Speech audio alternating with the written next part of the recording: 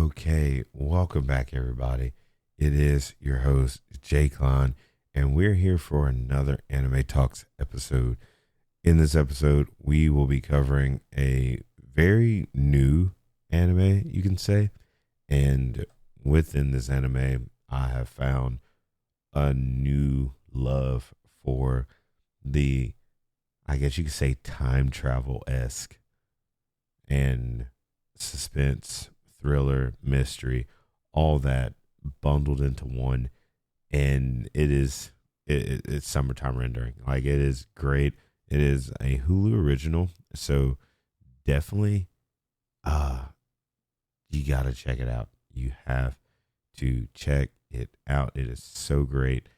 It was a very joyous run. It's a one season hit, and it is a 25 episode run. So if you're looking for one of those animes that will capture you, have you on the brink of just the edge of your seat, waiting for more, you will be pressing the play next. It is crazy on how wonderful and well crafted this show is. I enjoyed it. I watched it. I'd say April of 2023, and it's amazing. Like, you can't get past it. So, I mean, let's just get to it. I don't want to like just drop everything without getting into the usual way on how we handle this. So let's start off by getting straight to at least a synopsis and cover a few things before we get there. So, summertime rendering is a very intriguing show. It definitely puts a lot of different elements of different live action movies and just movies in general, and that kind of cover the same thing. For some people that aren't into anime or are on the fence about animes like these, if you've seen Happy Death Day, Groundhog Day, and Butterfly Effect, it's all about those kind of things, like just that roundabout, all put into one. And with that being said, it's once again a beautifully crafted show. It's 25 episodes, so if you're looking for something that can really pick up and put down all within a one season, this is it. And we're closely following Shinpei Ajiro as his parents died. At some point in the show, you'll see that, but his parents died, and then next thing you know, one of his best friends, he catches a very weird, disturbing message that is going through his phone. It's one of those things you have to watch because this is, of course, a spoiler area here. So I will be dropping a lot of things. Definitely just watch it. But he catches this weird message and weird transmission through his phone that's telling him to return back home. And when he returns back home, he stumbles upon one of his childhood friends, Ushio Kafune, and comes to find out she's dead. And it is her funeral that he's returning home to. And there's like a lot of things that is going on here. And it makes a lot of different references to other shows and other theories and all that such things. And what we are now seeing in the development of the show from this point is we're now investigating Ushio's death. That is what's going on. The death is looked at as is written off by the on-site kind of like the coroner kind of like thing. It is one of his best friends. It's one of his best friends So Hishigata. It is So's dad that is the doctor on site that takes care of all these things.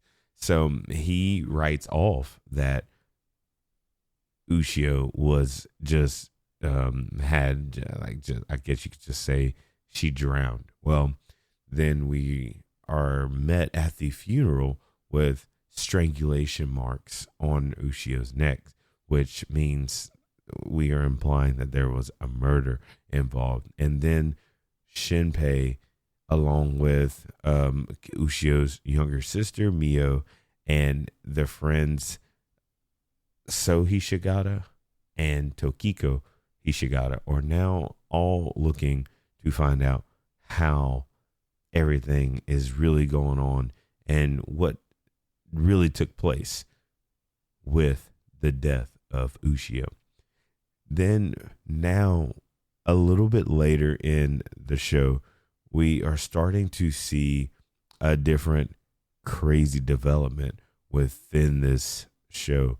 And we start to realize that there's like a very horrifying presence that is involved. And there's like, it's one of those what's in the shadows or what lies beneath type of vibes, where we start to really see a lot of very tainting events happen, and we witness more of like a swamp man type of I could say cultural boogeyman type vibes from the swamp man theory.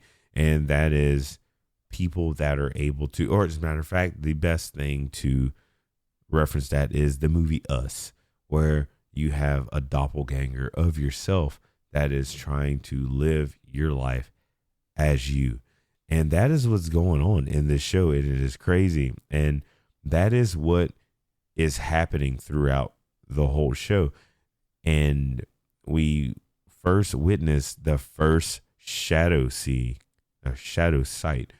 when there's this little kid that is in this, and is the Shiori, which is the little girl that is at the funeral, who apparently Ushio was trying to save.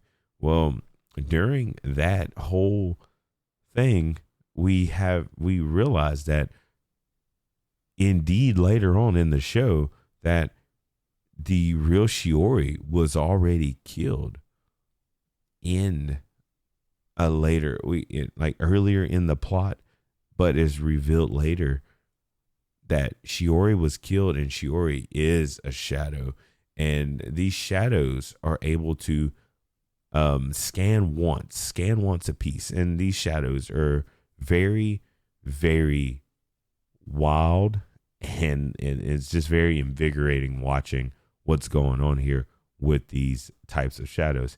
These shadows are able to copy a person's memories, their abilities, all and abilities meaning that person's skill set, whether they let's say they learned a new skill, like let's say they learned jujitsu within a week. Well, if the scanning happened a week later, that copy or doppelganger now knows jujitsu. And it is very crazy on how everything takes place. And we end up learning through all this that Shinpei has the ability to relive past events. Well, we find this out through one of the shadows of his friend Mio, which is Ushio's younger sister, is copied by the shadow, and the shadow is out to kill Mio and replace Mio. And this shadow was able to successfully kill Shinpei, and Shinpei reawakens up to the beginning of the show when he boards the boat to go back to the original plot of the story where he's trying to go to the funeral. And we are starting to learn that Shinpei's ability also has a fatal flaw. Every time he is killed in this series, he is able to go back in time, but he is not able to always return back to, let's say, set point one. Shinpei's at set point one. Well, if he dies an hour later, he is now not allowed to go back to set point one. Let's just say he is at set point 1.1, where he is now 5 minutes past the original point that he was once at. So he's not able to completely relive everything. So as you can tell by the way I'm wording this, for the Happy Death Day, Groundhog Day, and Butterfly Effect movie watchers out there, this is a very copy and paste type thing here, where Shinpei has to make better decisions leading up to his death, or try his best not to die, or try his best to save all the people that he's witnessing dying. And then he decides to die in certain parts of the show to go back and make better choices to save said person, or to prevent certain things from happening. And the other fatal flaw is, if he dies in rapid repetition, he can be on the brink of stalemating his current time position. So let's just say in a 50-minute time span, if he dies at set point one and makes it not even 10 minutes past that set point and dies again, he gets pushed up until he is directly on the timeline where he cannot go back any further. So in other words, he would, I guess you would say, like a cat, would run out of the 9 lives. And it's very intriguing how they do it. It's very tough to find good shows that are allowed to do this. And with Shinpei being able to have this ability, he runs into many other characters that that have very, very impressive abilities and are allowed to have a very interesting side plot. And with that being said, well, I'll just go ahead and go through them. We have Genjiro Nezu, which is one of the older fellas in the show. He's the sniper of. We'll get to this part. We have these 2 people that are in one. We have Hizuru Minakata and we have Ryunosuke Nagumo. These are both the one and the same person, where Hizuru is the famed writer that writes the book, the Swamp Men, that is technically being conveyed in the show. It is so crazy how the foreshadowing is happening throughout this series here, where everything that is being covered in the book that we lightly touch on. And as a matter of fact, Shinpei is actually reading this book as well. The whole time that this show is going on, the book is almost being conveyed through all the different aspects and events that is happening throughout the whole thing.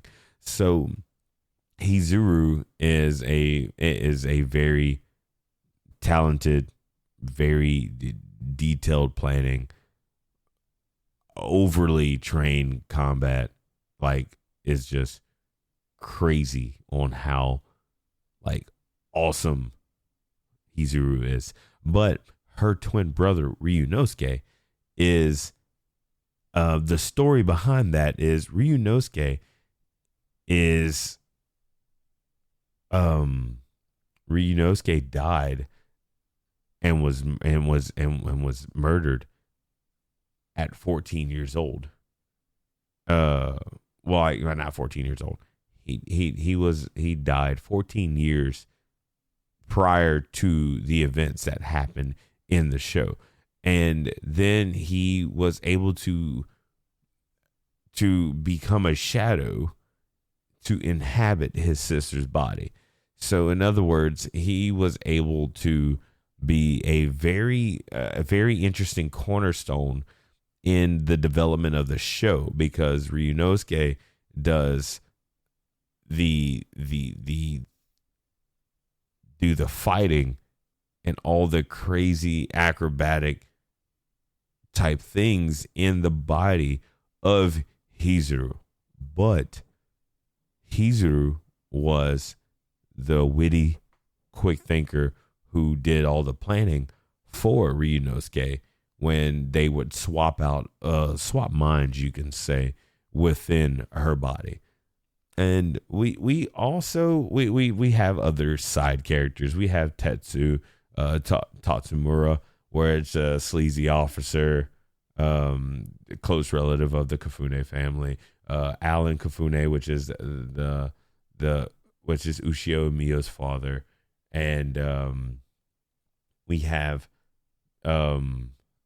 Sato Hishigata, which is the doctor who is the father of So and Tokiko. And then we have Hane. So, we're actually missing one. We actually have this one priest technically that is in here. I can't recall his name right now. Masashiro Katakiri. So, is one of Hizuru's friends, and also is the founder of the Hishigata clan. But also, he was the first shadow that Hane ever created and procreated with, making him a human shadow hybrid. So, with that being said, Hane, which is the goddess of the island, Hiroko-sama, and the mother of all the shadows, who takes on the appearance of a young girl. So, this whole series, we are slightly touching on crazy events that is going on throughout the whole idea. And it is crazy on how this is all going. So this all really started a long time ago when Hane was a little girl that was seeing a whale washed up. And then it's like, it goes to like, it's just crazy. It goes to a lot. Like, I don't even know where to like start and begin. But in the end, you see all these characters team up for the most part, which you see So, Hizuru, Miyo, Ushio, Shinpei, and Genjuro, and then you have Ryunosuke, Hizuru. You have all these people that are teaming up to be able to take down the shadows. And as all this is going on, we get all types of exposition drops that are just flowing everywhere. As in, we find out one of the priest, Masashiro, we see him like masquerade around for all these years, helping hide the shadows, but also bringing birth to new shadows. It is just amazing on how they did it. And then we end up crossing the border where Shinpei's ability is revealed, and the enemy at one point is going out to try to kill Shinpei and overstep and supersede his ability to make him counteract himself and end up dying out. We see so much stuff, and I'm not going to spoil the end. Definitely watch it. It's very impactful. I love the show. It's just one of those top tier shows you just can't walk away from. It's very impactful. I enjoyed it. It's something that if you're the type of person that like a suspense thriller and a lot of mystery, watch this. It will blow your mind. You will definitely hit play next every time. I did it while I was watching it. I was in between trying to watch it at home and watch it at work. It is just amazing. Like just one of those chef kisses. Just mwah. Like it hits a whole different level of anime watching. Like you just really can't beat a really good plot that is time travel but isn't too far fetched on time travel. Like they just have their rules, their limitations, the punches. It hits every last bit of a suspense thriller that you just will not regret checking out. I give this definitely 5 stars. Definitely like check it out. Don't run away from it. It's great. Just watch it. I'm telling you, you will not regret watching this. And when you do, please come back to this podcast and let me know what your thoughts were. I'm always open to taking in either suggestions on animes to watch, and or just give me your own personal review to my review. Answer that exclusively on Spotify. You're allowed to answer back what's your thoughts on the podcast. Definitely give your review of this show, and or give me just your thoughts based on listening to this. And everyone, this was another great anime to put down. I will also be covering more animes coming up soon, but it's going to be fleshed out and very well delivered. I'm trying my best not to rush these out because I don't want to give out half content. Don't want to do that. Want to be able to drop something that I'm able to give full insights of, just like this anime here. It's a shorter one, so you know it's not really much to say, but there is a lot to watch. Definitely check it out. So please, just one moment and we'll be wrapping this up. So if you would like to check out this anime, check it on Hulu. It is a Hulu original. I don't know where else it is. I'm pretty sure you can check your Crunchyroll. It's definitely something I seen when I was just like browsing through Hulu, and I think this was during my ever long Bleach stuff I had going on, and I finally finished that, of course. But if you would like to check out the Bleach review, definitely go back and listen to that. That's also a good listen as well. This anime here is beyond something to check out. And coming up next on our list of animes that we will be reviewing will be, I'm pretty sure we're going to cover probably like K, Future Diary, probably a Yu Yu Hakusho.